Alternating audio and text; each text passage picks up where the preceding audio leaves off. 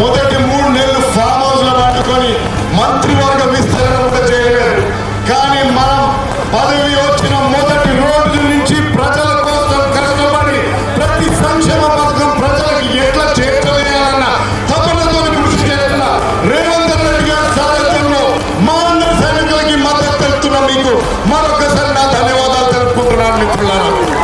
మన పెద్ద ఊరు పేద ప్రజలకి 3500 ఇల్లు ఇప్పటికే ఇవ్వడం జరిగింది. తప్పకుండా ఎలక్షన్ అయిపోగానే వాటికి అర్హులైన పేదలకి ప్రతి ఒక్కరికి ఆ ఇల్లు కేటాయిస్తానని నేను మీకు సభాముఖంగా హామీ ఇస్తున్నాను.